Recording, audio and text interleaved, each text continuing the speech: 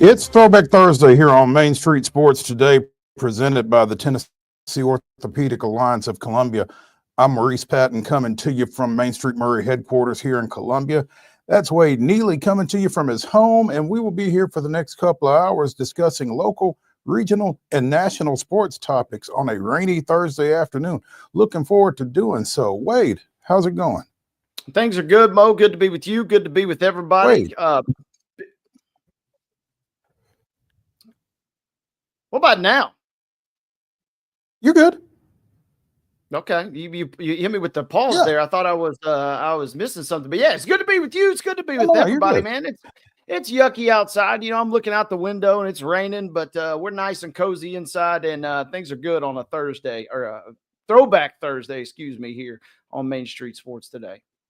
Yeah. I'm looking forward to Throwback Thursday because we will be throwing it back to a recent conversation we had with Thomas Harding of MLB.com as we talked about the 2025 Baseball Hall of Fame induction class. And spinning forward, he will be voting on the 2026 class. So got some insight from him on that process that he's anticipating, and again, on the class that will be going in this summer. Most recently, obviously, Ichiro Suzuki, CC Sabathia, and Billy Wagner voted in by the Baseball Writers Association of America. So nice discussion that we had with T. Harding on that. Also in the second hour, we will be joined by professional golfer Blades Brown, former Brentwood Academy standout, is going to spend a little time with us here around 3:20, so looking forward to that. In the next segment on Coach's Corner, presented by 10 Pin Alley, we will be joined by Columbia State baseball coach DESI AMMONS. Wade, the Chargers start playing games that count Saturday. I wasn't ready for that, so looking forward to getting with DESI and seeing what the Chargers are going to look like and what he's anticipating this weekend. So should be fun. Yeah, I do not miss the season starting that early, but it creeps right up on you, but it is time indeed. So looking forward to Coach's Corner is always one of my favorite segments of the week, and this week certainly going to be no different. Absolutely. We'll also be giving out our weekly awards during the second segment, so be sure and stay tuned for that as we recognize a team of the week and an athlete of the week. We'll also be talking a little hoops, men's and women's, professional and collegiate. Plenty to get to on the hardwood. We'll have a little football. We'll have a little Predators. Just running the gamut here of sports locally on Main Street Sports Today. Looking forward to getting into all of that. So let's go ahead and get headed that way, Wade, with last night's results and today's schedule on the rundown. This is the rundown. Time to rip and run, boys and girls. The Thursday rundown is off and it is underway here. Let's go to girls basketball action from last night. Couple games, only a few, but a couple that we want to shout out. Station Camp knocked off Gallatin 56-32. Springfield took care of Clarksville Northwest 44-34. Boys scores from last night. It was Station Camp completing the sweep 60-52 over the Gallatin boys, and it was Springfield doing likewise 65-63. Good ball game, it sounds like, between them and Clarksville Northwest. It was a tough night for our local teams as women's basketball saw Fisk fall to Johnson 69-65. Belmont men lost to Illinois State 81-78, and the Preds tried their little hearts out, but could not come up with enough mustard on the offensive end to pick up a win. They fell 3-1 last night to visiting Vancouver. Tonight's schedule, high school basketball. We've got some double headers. 6 o'clock starts for the girls. Santa Fe is at Culleoka. Houston County goes to Harpeth. Henry County hosting Dixon County. White House is at Pearl Cone. Battle Creek goes cross town to Spring Hill. Girls only matchup. St. Cecilia goes to Ensworth. That is a 3:30 start. And at 4, Franklin Classical is at Dayspring Academy. Boys only. Nashville Christian is at Mount Juliet Christian at 7. And at 7:30, McGavick is at Cane Ridge. Other games on the docket tonight. Let's go college basketball, and let's go to a doubleheader between Trevecca, who's at West Alabama tonight. That game gets underway. Those games get underway at 5 p.m. Also at 5, we talked a little bit about TSU on the road at Arkansas Little Rock. That doubleheader is set to begin at 5, and you can see it on ESPN+. Other games tonight, Middle Georgia. UT Southern has been on the road for like 3 weeks, it feels like, but they're back at home tonight, and Middle Georgia will come to Pulaski and the Curry Athletic Complex for a big doubleheader in the SSAC. Those games get underway at 5:30. Standalone women's games today, one of which is already completed. They got underway this morning at 10 a.m. Stetson defeats Austin Peay 79-63. Other games on the docket tonight. Lipscomb will be at Florida Gulf Coast beginning at 5. You can see it on ESPN+. Also on ESPN+ at 6 will be Vanderbilt women at Florida, and MTSU will be at New Mexico State beginning at 7 p.m. Men's basketball action. 6:30 tonight, the Blue Raider men taking on New Mexico State. That game will be in Murfreesboro. You can see it on ESPN+. Also on the plus tonight, a lot of pluses on this rundown here. Bellarmine will be at Austin Peay beginning at 7 o'clock this evening. Also at 7, it'll be Eastern Kentucky, who's on the road at Lipscomb. And in the NBA tonight, big matchup in the Western Conference as the Rockets will come to the FedEx Forum to take on the Memphis Grizzlies. That tip-off is set for 8:30, and you can see that one on TNT or Max. That brings us to the end of a Thursday rundown and Thursday schedule, and that brings us to the end of the Thursday rundown, folks.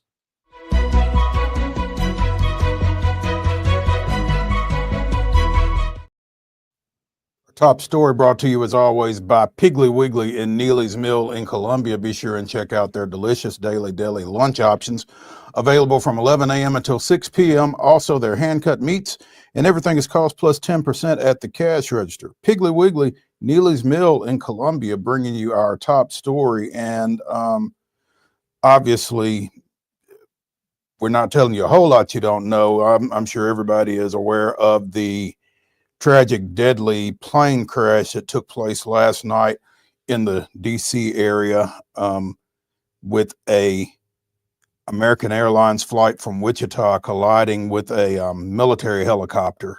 And it sounds as if all of the passengers on board both of those crafts were killed. 60 passengers on the American Eagle out of Wichita, Kansas. 4 crew members and 3 crew on that Black Hawk helicopter all lost their lives in that crash. And a number of the passengers on that flight apparently were figure skaters from the U.S. and from Russia. There's some type of a developmental program that takes place in Wichita, of all places. But yeah, obviously this is not a good situation, and we're going to be hearing more about it in the coming days. And you hate that kind of thing, and just want to let everyone know our thoughts are with the families of the individuals involved in that situation. Not something that you want to hear. No, not at all. Tough news last night. Caught wind of this later in the evening, and as the events kind of unfolded, you know, you hate to say it, but things went from bad to worse, right? I mean, it already sounds bad enough, and then you hear more and more and more, and that number of casualties unfortunately kept climbing, and then you throw in the Olympian component here, which really kind of resonated with the sports community as well. But this is just a sad situation all around, right? I mean, and a plane crash is something that when I was growing up, you know, I felt like we heard about those a lot more and felt like they occurred a lot more frequently. That doesn't make them any less devastating when they do happen. And that's kind of what took me aback last night was, man, it felt like it had been a long, long time since a big time accident occurred like this. And so it just kind of shook me for a little bit. And then kind of watching some late night news coverage unfold, you just realize how things went, like I said, from bad to worse in terms of that casualty count that kept rising. Yeah. U.S. Figure Skating put out a release confirming that the plane's passengers had several of its members. They had been at a training camp for novice and intermediate skaters in Wichita. The These athletes, coaches, and family members were returning home from the National Development Camp held in conjunction with the U.S. Figure Skating Championships in Wichita. We are devastated by this unspeakable tragedy and hold the victims' families close in our hearts. We will continue to monitor the situation and will release more information as it becomes available. Apparently, Wichita was hosting the figure skating championships for the first time, and Lily Wu, the mayor of Wichita, spoke to that, said it was truly an honor. We were so excited to have the opportunity to host the national championship. Even yesterday, I had folks tell me how wonderful these last few days have been with additional individuals who came into our community either to watch or to participate. I mean, you just don't expect that. Like you said, we've gotten to the point where those type occurrences have become, relatively rare, and you don't get on a plane expecting it not to come down safely. So it's just tough to imagine, tough to put yourself in the shoes of the families who were impacted by this. It's just really, really heart-wrenching to think about it. No doubt. And I'm reading on ESPN here, the last fatal crash for a U.S. commercial airline, 2009 in Buffalo, but not the first time that the U.S. figure skating community has been kind of involved in a tragedy like this.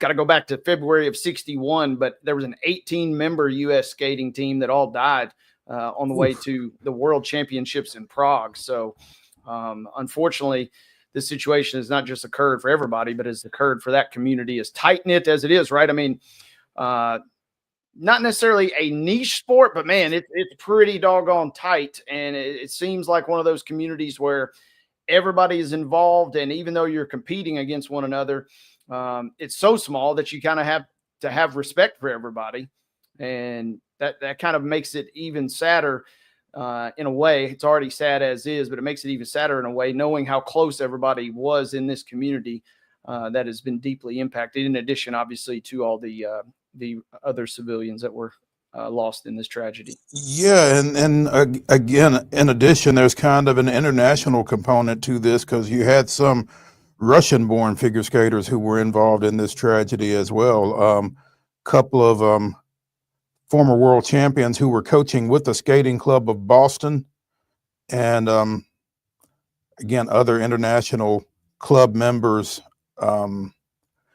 with the Boston Club as well. So just again, a tough situation, tough to really kind of get your head around. But again, 60 passengers on the flight from Wichita, 4 crew members and 3 on the helicopter, and all have been lost. There were no survivors, according to information that we've gotten earlier today. So it's just a really tough day. And again, our thoughts are with the families and the figure skating community as well, obviously. So let's go ahead and take a break here on Main Street Sports Today, presented by the Tennessee Orthopedic Alliance of Columbia. It is Throwback Thursday. At the top of the second hour, we'll be throwing it back to our conversation with Thomas Harding of MLB.com. In the next segment, we will be joined by DESI AMMONS, Columbia State second-year baseball coach, joining us on Coach's Corner, presented by 10 Pin Alley. So stick around for all of that and more after this.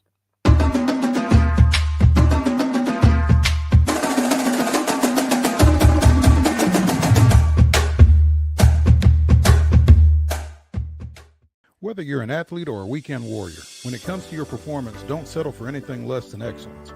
We're proud to announce that Mid-Tennessee Bone and Joint Clinic is now Tennessee Orthopedic Alliance of Columbia, where we are redefining sports medicine and orthopedics. Tennessee Orthopedic Alliance's team of expert sports medicine physicians understands the unique demands of your body.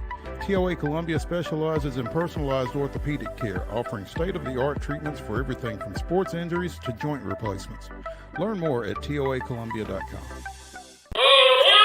Step into the Lionel retail store at Opry Mills, Nashville, and you'll be captivated by all the magic of the 123-year history of Lionel trains. Whether you're already a train enthusiast or just getting started, Lionel will energize your love for trains. NASCAR fan? Come check out your local Lionel station to learn all there is to know about model trains and die-cast NASCAR collectibles. Visit nashville.lionel.com or call 615-455-9399. Custom Stone Handler supplies over 600 distributors and suppliers with quality stone products. Along with River Stone, we produce and distribute over 100 building, landscape, and other bulk products. Our goal is to provide quality products, service, and partnerships to ensure our customers' success. We firmly believe that the measure of any person or company is how they treat other people and customers. Give them a call at 931-490-4990 or visit CustomStonehandlers.com.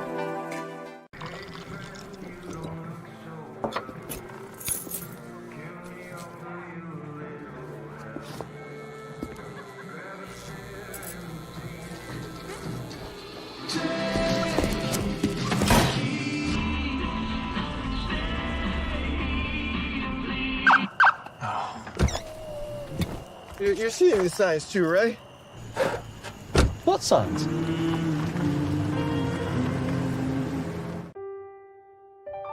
This holiday season, the largest lantern festival in the country returns to Nashville Zoo. Experience more than 1,000 all-new, handcrafted lanterns, towering creatures, magical worlds, and a North Pole village. At the center of it all, the Smashville Ice Rink. Welcome back to Zoolumination at Nashville Zoo. Bigger, brighter, and better than ever.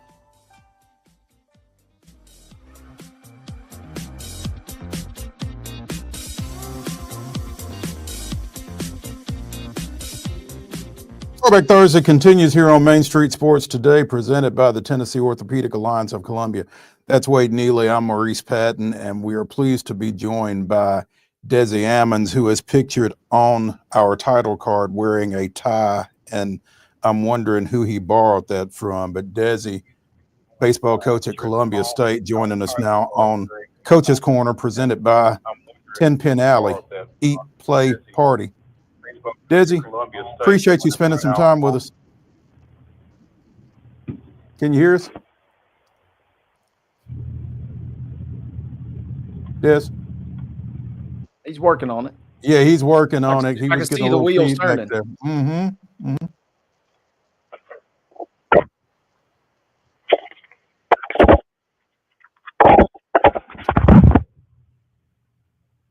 DESI?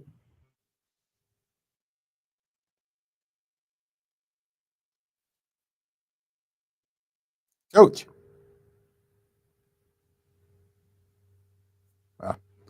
We're going to see if we can get DESI straightened out and get him back in here real quick. We'll let producer Mark work on that.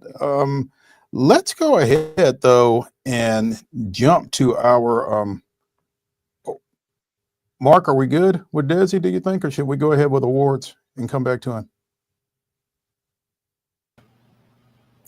He's talking, but I can't hear him. That ain't good.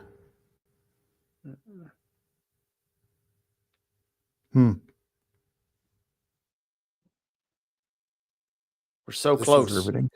Yeah, because we could hear us coming back through whatever he was listening on, but we couldn't hear him, obviously. That's not great.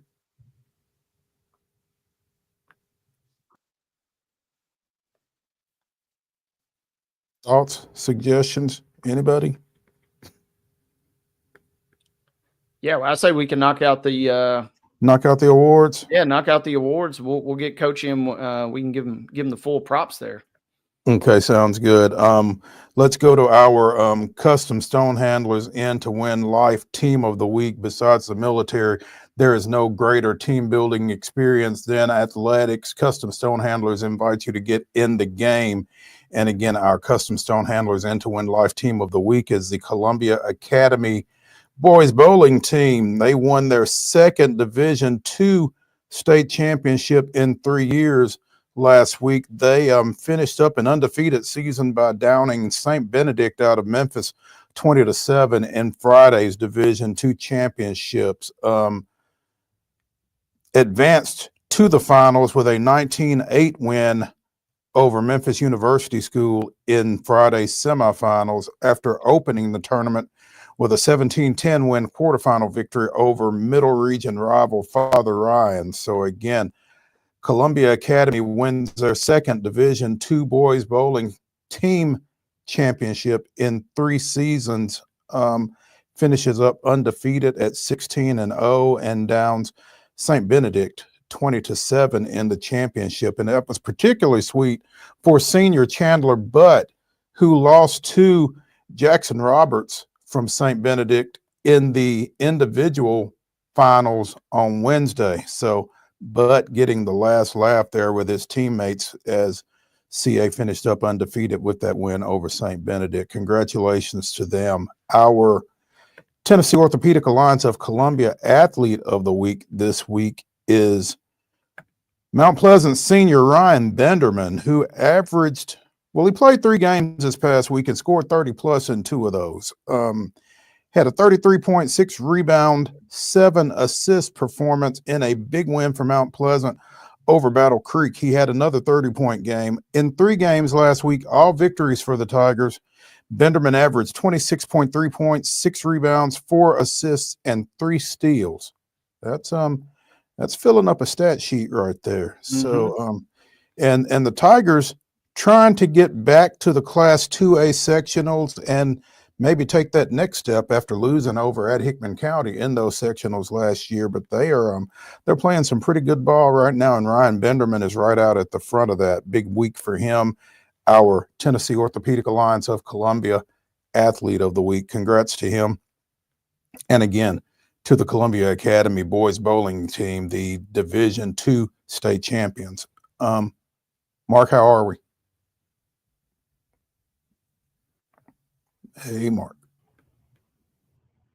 Should be good now. Can you guys hear me? We can hear. That's the lovely tones of DESI AMMONS, baseball coach at Columbia State, joining us here on Main Street Sports today. DESI, are you in the dugout? I'm in the press box. Press box. Okay. Gotcha. Yeah. Well, hey, man, appreciate you taking some time with us under these circumstances. You guys opened the season Saturday, and that one kind of snuck up on me a little bit. But got Northeast Mississippi coming in for a pair on Saturday. How ready can you be for a February 1st opener? It's just you take your whole fall and you put it together and get as much training done in the fall as you can, and then when you get back, you hope for good weather. And we've been okay so far this January with weather. I know it's been a little chillier, but warmer as of late. But we've had favorable weather to be able to get out and get our work in. I feel a lot more comfortable headed into the season this time than I did last year, just with snow and ice last January. So I feel in a better spot. I imagine you feel a little bit more comfortable this year than last year, also just from the standpoint that this is your second time around of you actually calling the shots. I mean, as a coach, as a head coach, how much more comfortable do you feel with your situation now than you did last year? Yeah, you're right there on it. I feel a lot more comfortable. We have a lot more pieces, I feel like, this year to be able to move the lineup around, being able to put guys in different positions. The past couple of years, I felt a little handcuffed, if you will, on our personnel. So this year, I feel a little more comfortable, and then overall comfortable just with outside items, not just on the field. So it's been good. You mentioned that you guys obviously get as much done as you can in the fall. Coach, kind of give us a breakdown. How did the fall go for you guys, and where do you maybe feel like you're at as we sit here right on the cusp of your opener without actually having played a game just yet? Very good fall. We had a lot of we didn't have a lot of rain in the fall, so we had a lot of days outside. So that was good for us. And with our pitching is going to be kind of our spearhead that's going to kind of lead us through this season, I feel like. And I do think we have the right personnel on the offensive side to produce some runs to give us a chance. classic question, since you mentioned it, I got to ask, are you more excited about what your offense maybe brings to the table, or are you kind of going to rely on your arms in your mind a little more this year? And it seems like it's going to be arms, but I am looking forward to seeing this offense round out, some guys develop some roles, own up to those roles, and be able to help our team win. But we'll have a lot of new faces in the lineup, it seems like, and we're excited for that. DESI AMMONS, baseball coach at Columbia State, joining us here on Coach's Corner, presented by 10 Pin Alley, Eat, Play, Party. DESI, when you talk about some of those arms, and it's always fascinating when you're talking about junior college athletics, because it feels like almost as quickly as you get folks, they're gone. But who are some guys that saw some time for you last year out of that pitching core that you're going to lean on a little more this time around? So when you're talking about returners, we're returning our best two bullpen arms, Jake Carden, left-handed pitcher from Pulaski, and also Owen Wilson, who came to us. He moved in from Arizona last year and was a delight to have. He was those two guys were staples and kind of firemen, if you will, out of the bullpen to put some fires out. So that's going to be really well. And then we have some other sophomores as well that was with us. Drew Sharp, that's a local kid here in Columbia. Braden Kirkado, another local kid. Thomas Langford, right-handed pitcher. So that's good. And then we added a few more. Just like you said, it's a 2-year deal, and they're out of here, maybe even sometimes 1 year. So we added a couple bigger arms. Dylan Alonzo came to us from Middle Tennessee State. Very, very high level prospect on the mound.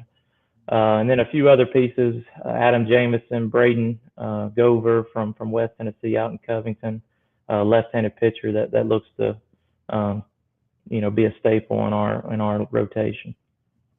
You mentioned Carden and Wilson coming out of the bullpen for you last year. Will that be the role that they will continue in this time around, or will you look at them as starters, or what is their situation?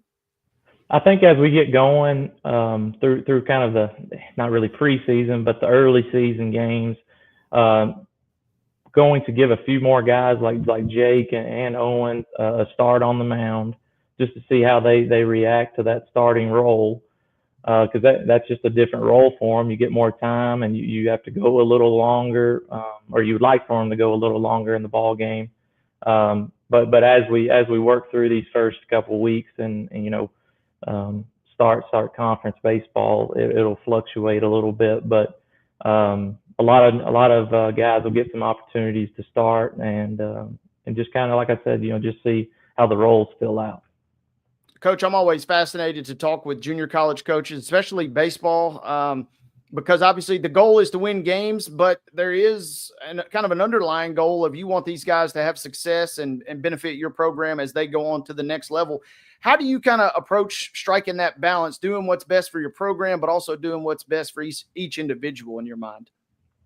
When we start the recruiting process with these guys, we really preach the history of this school, the history of this program, and we've won a lot of baseball games, a lot of great baseball over the past 50 years here.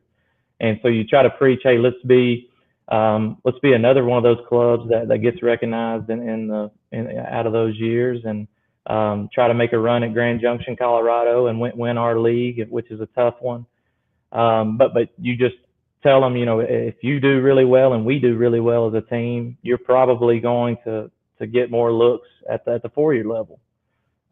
So with our schedule that we play, it's not light, so it's a very grueling schedule. So with that, we get them ready for the next level.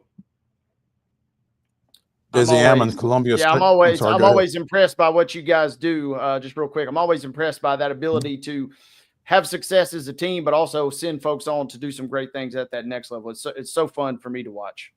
It is.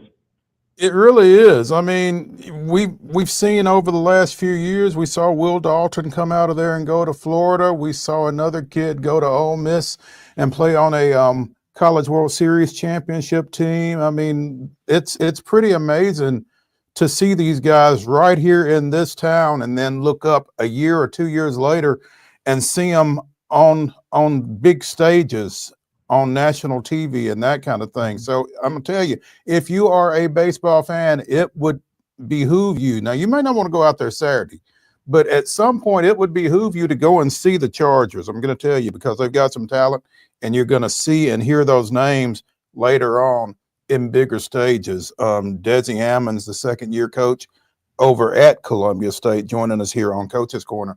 DESI, you talked about the pitching. Who are some of the sticks that you're going to be relying on this time around? Cade Hitson's going to be in the middle of that order. He's a Murfreesboro product out of Riverdale High School.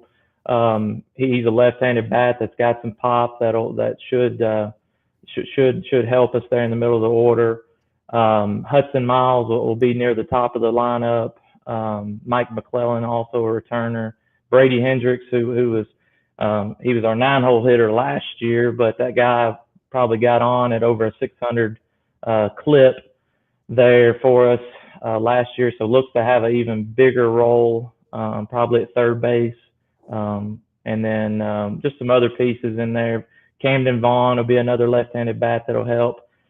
Clint Seymour from Loretto will help us as well behind the plate and in the box. And I know I mentioned a lot of lefties there, and we will have a lefty-heavy lineup, which is a little scary, especially if you run into a good left-hander on the mound. But we'll just have to roll with it and get better. And the scouting report will get out, so I'm sure we'll see a lot of left-handers. Again, the Chargers open their season at Dave Hall Field on Saturday with a doubleheader against Northeast Mississippi, 2 sevens. So that'll be what, 12-3-ish, probably? Give or take. Depends on the speed of that first game, but typically it's about that. Okay. From there, unfortunately, I don't have a schedule in front of me, but what's next for y'all after Saturday? We'll travel down to Senatobia, Mississippi. We'll play Northwest Mississippi Rangers in a doubleheader Tuesday. And then we take our Florida trip down to Marianna, Florida, and play at the campus Chipola College down there. And we'll play 2 games against Southern Union out of Alabama, and then 2 games against Chipola. And if you follow junior college baseball, Chipola is one of the best around. They've had numerous major league players and drafted players, and I don't expect anything different this year from Jeff and those guys. But after that, we have about a week off, and then with Pellissippi moving into our conference this year, we actually start conference 2 weeks sooner than normal. So February 14th, Valentine's Day, we're in Dyersburg. So we'll kick off our conference schedule in Dyersburg and get it rolling. And I guess with Pellissippi coming in, y'all are at 11 now, right? We are. So you're going to have an off weekend somewhere. We do, and we drew the last weekend for this year, so it's going to be tough to schedule something for that last weekend. But I think we picked up a Monday doubleheader against Wabash Valley the following week. That'll get us really prepared to head into the conference tournament the following weekend. So it'll be good. I was just going to ask you how you felt like being off that week right before the tournament starts. What type of impact you would anticipate that having? But if you can get that filled with, somebody good, like you said, like Wabash, that helps, I guess. Gosh, yes. We'll see upper level arms on that Monday, because they're top to bottom very, very good. And they will be, they'll be all we want on that Monday doubleheader headed into the tournament. But that'll be good to see that type of caliber of arms and hitters to prepare us for the grueling weekend. You talked about Braden Curcado on the mound. That's not the only Curcado you've got out there in the program. Talk about having Joel on your staff, and the significance, what he means to, particularly to a young head coach. He coached me actually here in American Legion Baseball post-19 when we played Gosh, I guess that was 15 years ago now. But he was a coach for me. He coached my brother as well, so I've been around him a long time. But having someone there on the bench, as well as his buddy Junior Martinez, and then Patrick Barrett, who handles all of our pitching. He's done a tremendous job with that pitching staff. Having those guys there in my ear to go, hey, if it comes to this guy's ready to run, or hey, this guy's ready to hit, and then really just try to think ahead with me. So it's having some wisdom is definitely good. Coach, I wanted to ask you too. Another big kind of talking point around the junior college ranks is kind of the new waiver and kind of how things are kind of flowing. We obviously talked a lot about Diego Pavia and his situation at Vanderbilt, but I'm curious kind of how have things impacted, if they started already impacting you immediately in terms of your ability to send those guys on to the next level, knowing they're going to get to play a little longer? We haven't necessarily gotten into it. I think that lawsuit that Diego kind of filed, we haven't necessarily gotten a firm decision yet on what it's going to look like for their NCAA or their 4-year level participation. But especially with the portal and everything that's happening with the Division I roster sizes, I think it's going to help junior college baseball, and you're going to see some tremendous talent from some younger guys that'll land at some of these junior colleges that otherwise would have been on NCAA rosters. So we joke about it all the time. I played here at Columbia State, so I feel like I have 2 more years, right, Mo? So maybe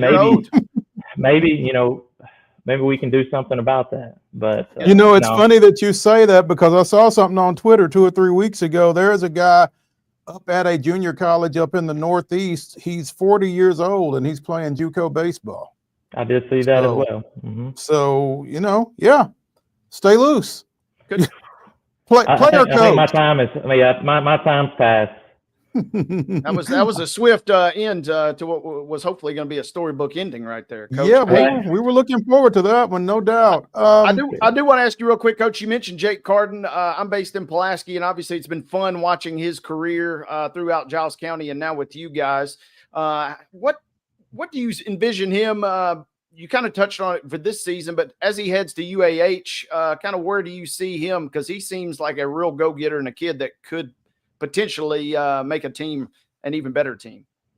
Gosh, not a lot bad you can say about Jake. He's a 4.0 student, and that's not taking the easier classes. He took a lot of engineering courses, and he's in a finance pathway now that's really going to set him up there at UAH. But he's a super intelligent kid, works hard, does everything. He's a coach's dream.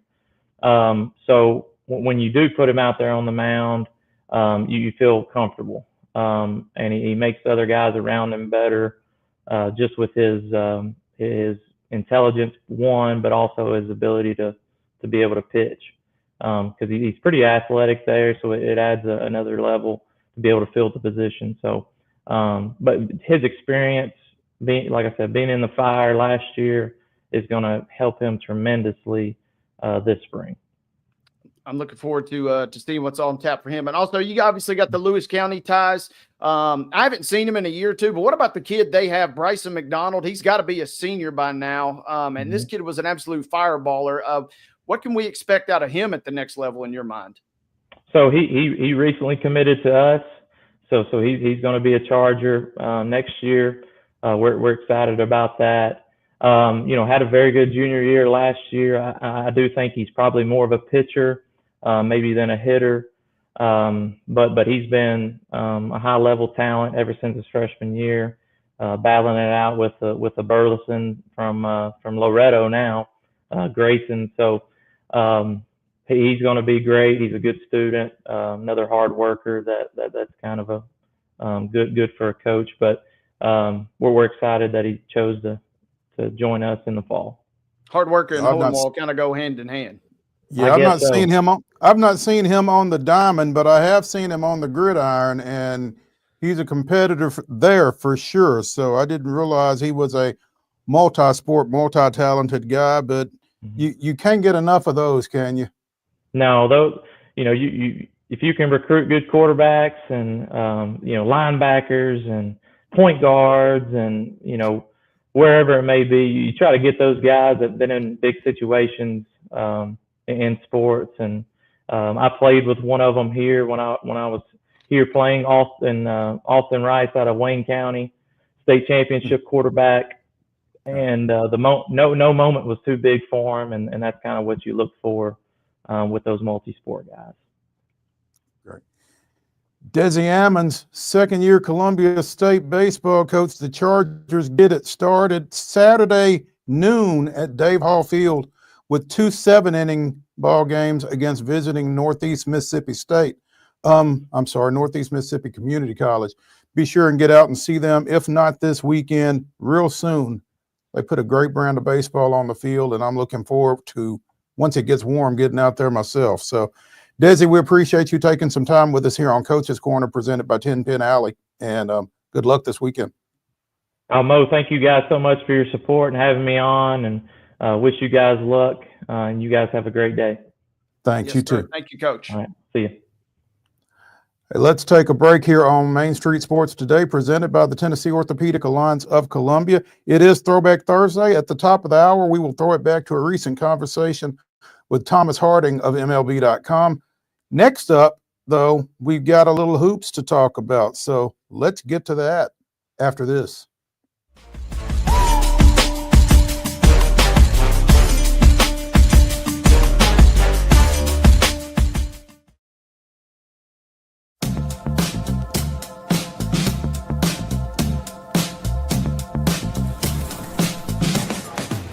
Do you want to be a bad man?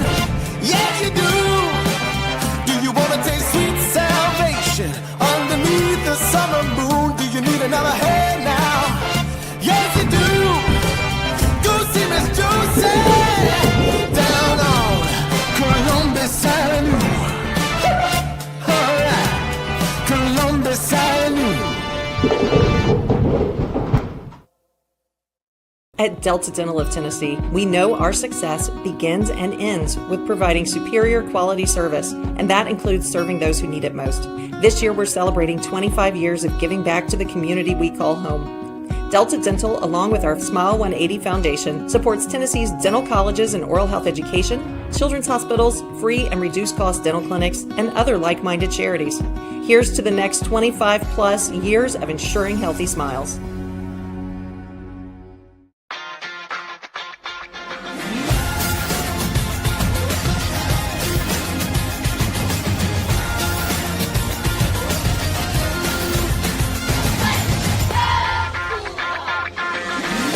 Whether you're an athlete or a weekend warrior, when it comes to your performance, don't settle for anything less than excellence. We're proud to announce that Mid-Tennessee Bone and Joint Clinic is now Tennessee Orthopedic Alliance of Columbia, where we are redefining sports medicine and orthopedics. Tennessee Orthopedic Alliance's team of expert sports medicine physicians understands the unique demands of your body. TOA Columbia specializes in personalized orthopedic care, offering state-of-the-art treatments for everything from sports injuries to joint replacements. Learn more at toacolumbia.com. Hey folks, Wade Neely here, one half of Main Street Sports Today, and I am here to tell you Zoolumination is continuing all the way through February 9th, right here at the Nashville Zoo. It is the nation's largest outdoor lantern festival. There is something for everybody, and tickets are still on sale. Again, it's the final push. Only a handful of days remain, so make sure you come check out Zoolumination here at the Nashville Zoo through February 9th.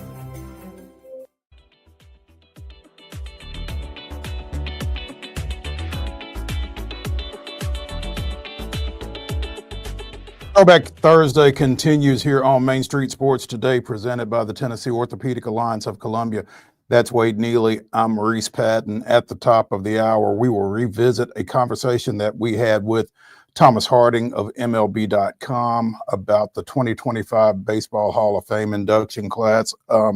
Looking forward to getting into that again. Right now, though, talking a little basketball. Let's start with an item from the Women's National Basketball Association, where chairman of the Predators and former Tennessee Governor Bill Haslam and his wife Chrissy are spearheading a bid for an expansion team, the Tennessee Summit. And could there be a better name for a women's professional basketball team in this state? Just the release alone has been awesome to see everybody across the country talking about it and giving recognition. Who knows how this pans out, but the fact that everybody's talking about Tennessee and talking about Pat Summitt and her legacy today, that's a win in and of itself. Without question, it is. This investment group, or this group that's involved with trying to bring this team to Tennessee, presumably Nashville. Well, yeah, it says they're going to play at Bridgestone. So, yeah, Nashville.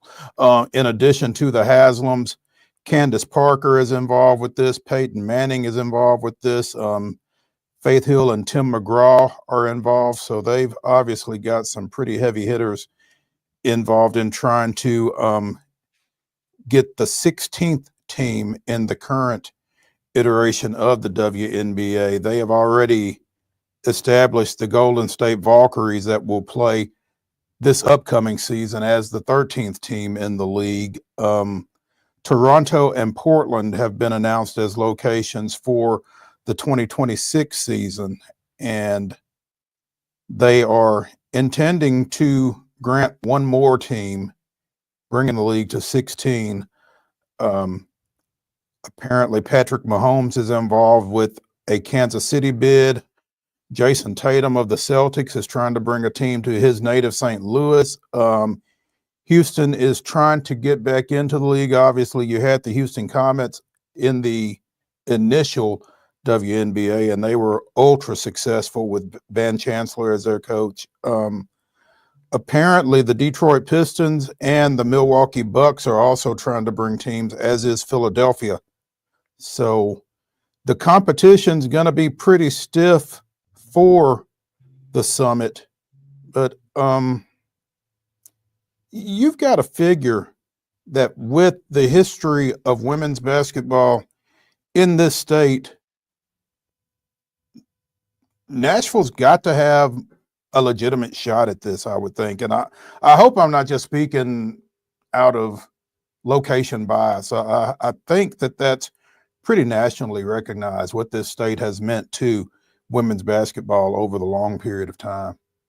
Yeah, you would think, right, that the bid on paper looks pretty sound. You know, you got the Haslam endorsement, you got some folks like Peyton Manning, some household names, in addition to some bona fide Bucks, Candace Parker, etc. So, I mean, that all sounds good. And then if it comes down to it, do you really want to be a decision maker that turns down a chance to recognize one of the icons and the titans in the sport? I mean, I don't know if that had anything to do with kind of, ensuring some good favor, but man, that is a crafty move if so, because I would not want to be the person to turn down a bid for a franchise named after such an iconic figure as Pat Summitt.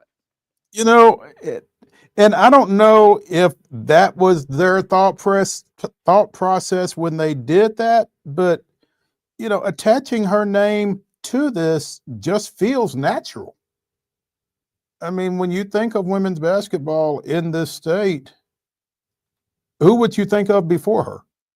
So, yeah, if you think of women's basketball across the country, her name's going to be at the top of a lot of people's lists, right? I mean, and that just say the word women's basketball, and some folks are going to naturally not even specifying coach, player, exec, anything. Just mention women's basketball, and that's going to be a name that'll pop up across the country in short order, I feel like.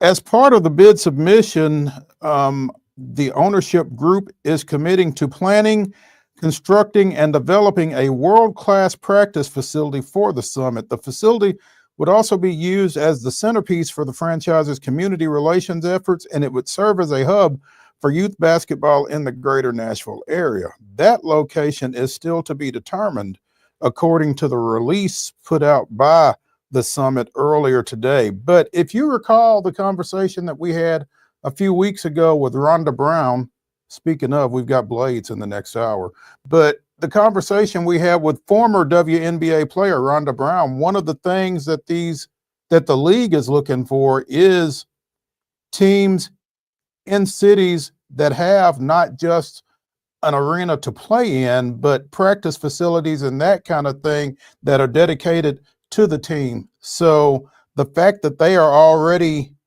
in that thought process and committed to putting that type thing together, as opposed to something that would be shared or something like that, you think that that's going to give them a leg up as well. So certainly going to be something to keep an eye on. Again, they will play in Bridgestone, which obviously during the WNBA season doesn't have as much going on. So feels like a pretty good get. It's really encouraging. I'm excited to hear about this because, you had heard, Nashville was probably going to get involved in trying to get an expansion team here, but it was just kind of something that was kind of running under the radar a little bit. Well, today it's on top. So keep an eye on this and keep thinking good thoughts for the Tennessee Summit, because this would be fantastic if it happened. Yeah, I think the conditions are right. The backing seems good.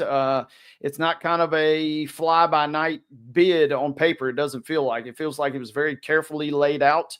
Kind of like what we saw with Nashville Soccer Club. They really had a nice formulaic approach to kind of ensure their bid and their success. And man, I hope this goes through. I've said for a long time, the moment we get a franchise, me and my boy Vincent Love, V-Love, we're going to be stunting, Mo. We're going to be courtside in our finest mink coats, and ready to rock and roll like celebrities, because that's the kind of recognition that the team needs. And I think the conditions are right.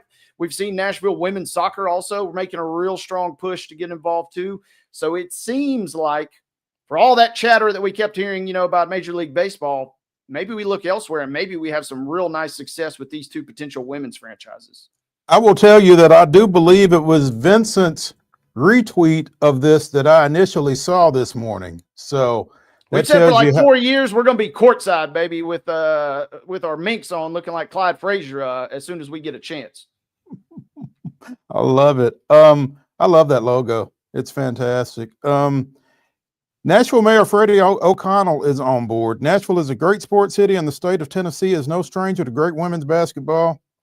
The Haslams have stepped up to make a competitive bid for a WNBA franchise. A professional women's sports team is the missing piece of Nashville's landscape, and I'm thrilled with the possibility of adding to our great sports environment. So, let's go, basically. Shifting gears to the playing surface and to actual games being played. Wade, how does SGA score 52 and lose? Whew. Man, he just had 50 a couple nights ago, and that was because they kind of dilly-dallied around and didn't put Utah, I think, away. But, man, you don't need to be getting in the habit of putting up 50 points and losing, that's for sure. That is a shocking number to be catching an L with your MVP candidate. Yeah.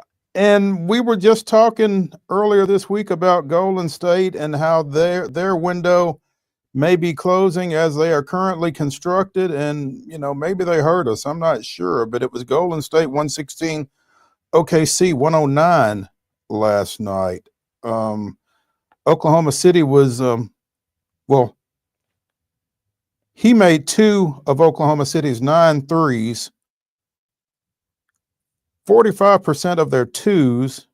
He scored 47% of their 109 points and made 18 of the team's 20 free throws. So, I mean, his shoulders may be a little tired from carrying the team last night, and they didn't get quite enough elsewhere, I guess. Isaiah Joe, Jalen Williams, and SGA were the only Oklahoma City players to hit from behind the arc. The rest of the team went 0 for 17. So now, yeah, this doesn't take a whole lot. I mean, it's one of 82, I guess, for the team that is pretty well established as the best in the West right now, but still, it's a little glaring, even in one of 82, I would think. Yeah, that's one they certainly probably didn't anticipate dropping, but we just, I threw a little dirt on the grave of the Warriors, and on any given night, they could still turn back the clock a little bit. We got a little vintage Curry. He went 5 of 10 from downtown. But really, the key was that Wiggins went off. Wiggins was 5 of 8 from distance, but he ended up with 27. And then they got 18 from Looney, a guy that's potentially on the trading block. So they're capable. And we mentioned it earlier. They started the year like 10-2 or 11-2. They were off to the races. On any given night, they can still kind of give you just a flicker and just a glimmer. And if you're not at your best, they can certainly take you down. And the Thunder found that out the hard way last night. They got a rebound versus the Kings, luckily back at home in OKC coming up on Saturday. There we go. We've talked about Kim Caldwell and the Lady Vols. They've kind of hit a rough spot here of late, but help is on the way.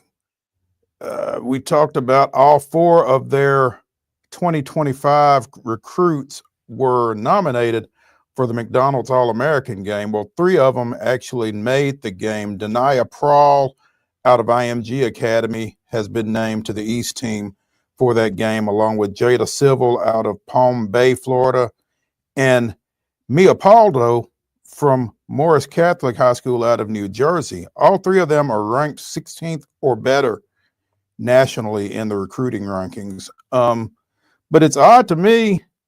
You've got Prawl, you've got Civil, and you've got one of the twins. Mia Paldo made the team. Maya Paldo did not, and I'm not quite sure how you pick between them. But apparently, the folks that picked the participants in the McDonald's All-American game were able to do so because one twin made it and one didn't, and I guess Mia's got bragging rights in the house now. Yeah, imagine that, right? It's like, hey, I got a little one up on you before we even get up to Rocky Top. So this seems promising, right?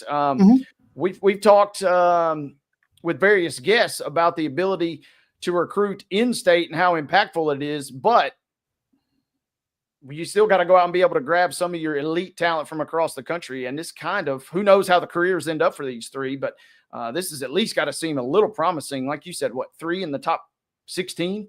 That's got to be a promising start for Tennessee, which is already seemingly kind of on the come up. And then you know that help is kind of on the way behind, which seems really special.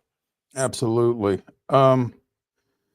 Let's go ahead and take a break here on Main Street Sports Today, presented by the Tennessee Orthopedic Alliance of Columbia, as we wrap up hour number 1 of Throwback Thursday. When we come back for hour number 2, we will revisit our recent conversation with Thomas Harding of MLB.com, talking 2025 Baseball Hall of Fame induction class. Stick around for that.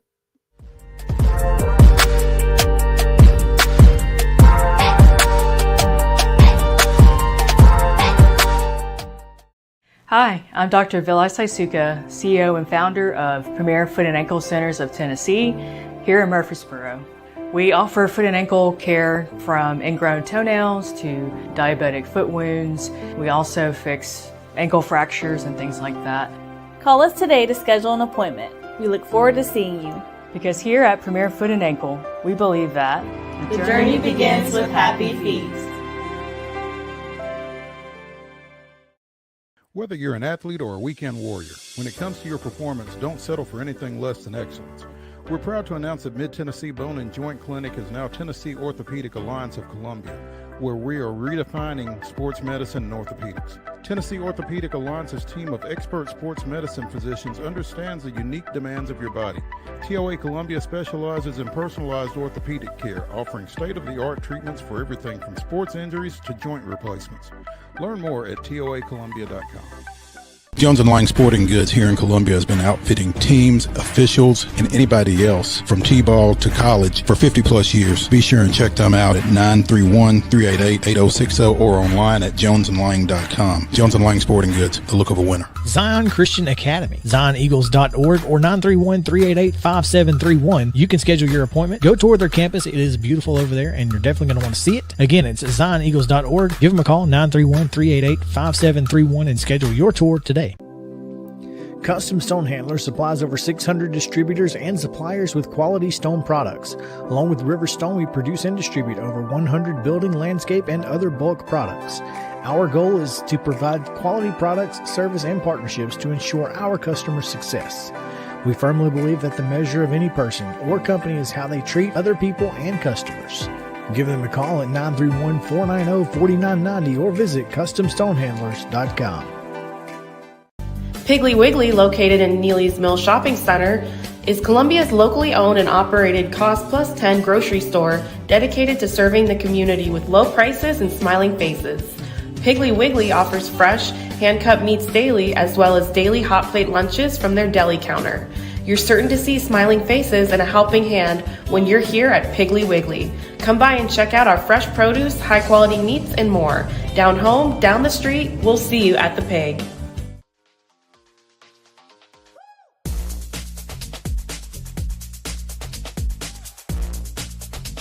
Pleased to have with us now Thomas Harding of MLB.com, covers the Colorado Rockies, has done it for a long time and has done it well, and has done it long enough that he has finally earned a ballot for the Hall of Fame for the 2026 process with the Baseball Writers Association of America. So, Thomas, thanks for joining us, man. Good afternoon.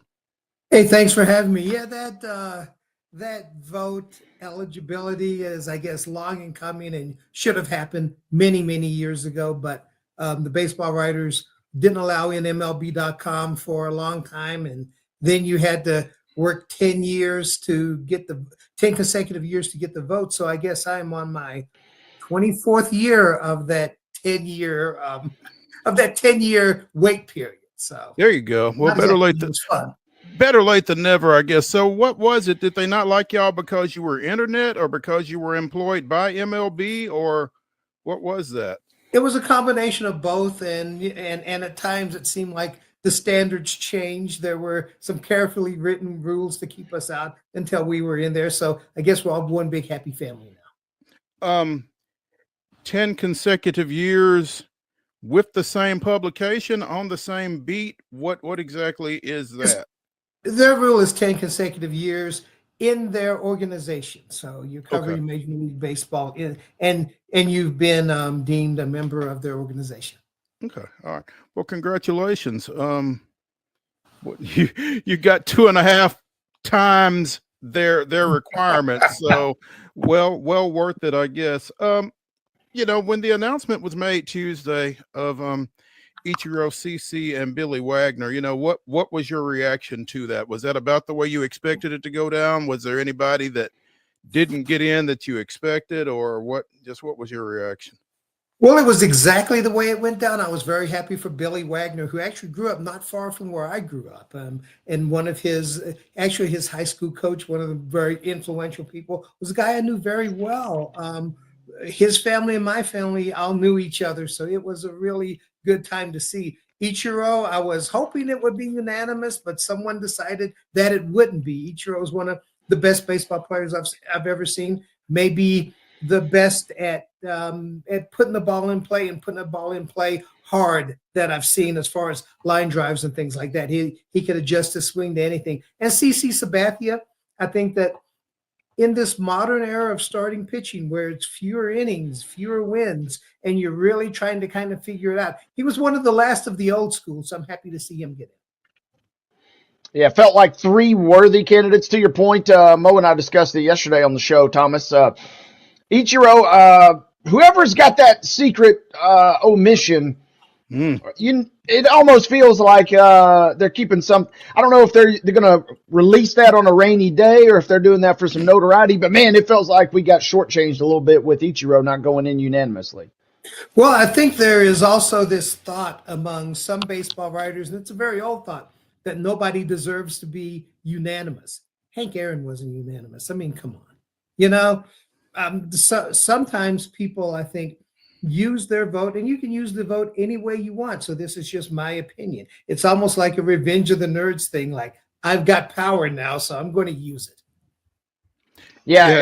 And that was the sentiment that I was just getting ready to say. It almost feels like a little bit of a I can wield this and you can't type vibe, depending on who that person might be and what their preferences are. Yeah, well, and the rules are actually intentionally vague so people can choose however they want to do it. I mean, there's a whole group of people from the steroids era that they're on the ballot and they're eligible. So how do you deal with that? There's no real guideline about dealing with it. It's intentionally vague so that the people that have covered this sport and written about this sport can kind of make their own decisions on that, whether you agree or not. And, I can see the thought process because, like you said, Hank Aaron wasn't unanimous. Willie Mays wasn't unanimous. Guys like that weren't unanimous. So why should anybody be? But the question is, why weren't they unanimous? That's the better question, but that's not fixable at this point. But, I guess once Mariano Rivera kind of broke the seal on that, then it's kind of over with, man. I mean, it almost looks worse. Like, I mean, this guy or whoever this voter was apparently isn't going to be identified, and for obvious reasons, I guess. But and I'm not sure on this because, frankly, having been not included for a long time, I really haven't paid a lot of attention to it. But I do believe that they end up releasing the votes unless you ask for them not to be released. I'll have to find that out next year. These are, and sometimes I think that you look at maybe there's some organizations and there are some news organizations that do not allow their reporters to vote on things like the most valuable player or whatever, because they feel like the reporter becomes part of the story. I get that, but I also think that's a bit of posturing. So I don't know if this particular person's vote will be out there, but when it does come out there, maybe they'll defend it, or maybe they'll just say, hey, my vote is my vote, and you can say what you want on social media. And either is, permissible. Like you said, it's your vote. You can do what you want to with it, but there's going to be a little notoriety to go with it should it be known who it was. So we can look forward to that. Beltran and Andrew Jones, first two out, as they like to say with the NCAA tournament. What are your thoughts about those two guys and their prospects going forward, again, as a voter in the 2026 process? Carlos Beltran, I think, deserves a lot of consideration. My first thought, and I don't vote on, for most years, I voted on the Cy Young. Sometimes, last year I voted on a different award. I usually reserve most of the comments on that until the time to vote, because what I like to do is really study it. But just off the top of my head, Carlos Beltran is a lot closer to my vote. He's a guy that I would think, I'm probably going to vote for. Andrew Jones, he's a guy, especially the prime of his career. And I'm very strong on the prime of your career, where he was the best center fielder in the game, and in a lot of people's eyes, the best center fielder of that entire era, not just when he played. He's a guy I would probably lean toward. I don't know right now. I know that there's some, I guess on both of them, there are some knocks. Carlos Beltran, obviously, the sign stealing scandal, which that doesn't bother me very much. And I think that with Andrew Jones, there was a long period of his career where he was hurt and he declined, but it doesn't take away the height of his career. So those are two guys that I look at and say, okay, they're pretty close, and maybe, I'll really look hard at them, probably going into it thinking, they get my vote. Devil's advocate for just a second. If you were to not vote for Andrew Jones, why would you not? And obviously, anybody that listens to this show for any period of time knows I'm a Braves fan, and I had a put Andrew in the HOF hashtag a couple of days ago. But I mean, what do you feel like? I mean, other than the decline, and I don't know. That's exactly it. I think you just said it. You know, I don't know how you let the decline take away from the peak. Right. I don't understand the logistics to that. Well, a lot of players, they'll look at the peak and say that wasn't enough, that you wanted greatness over a longer period of time.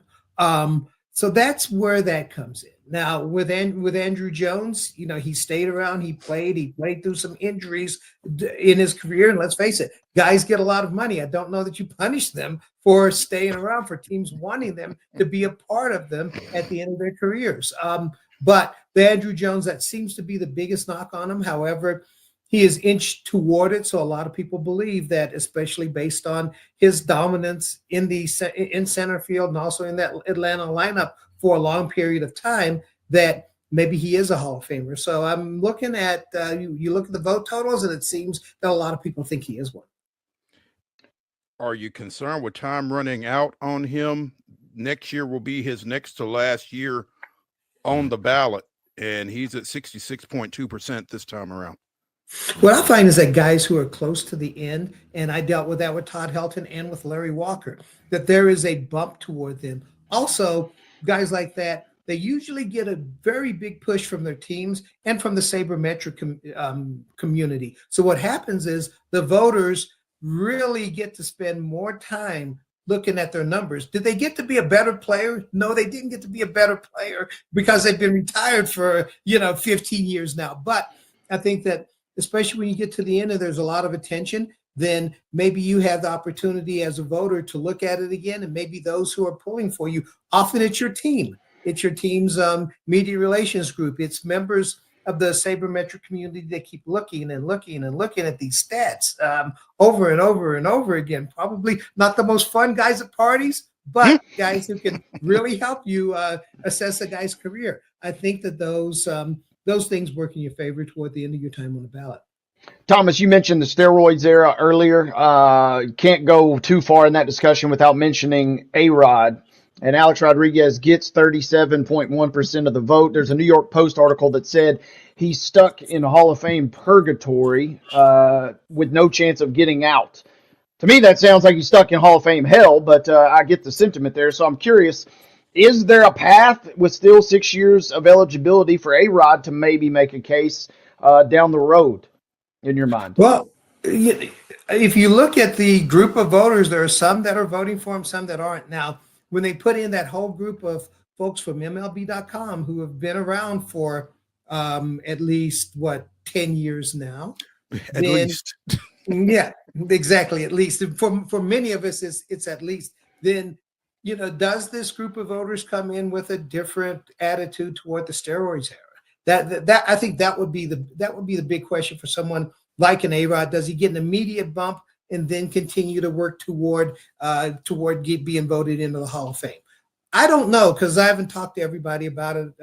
Everybody has their own feelings about it. My personal feeling, and people will yell at me over it, is I have a hard time knocking people from the steroids era. Now, I understand A-Rod's situation, the fact that he was caught after testing. That does put things in a little bit different perspective. However, there were wonderful players that, yes, they used or probably used steroids. But here's my question.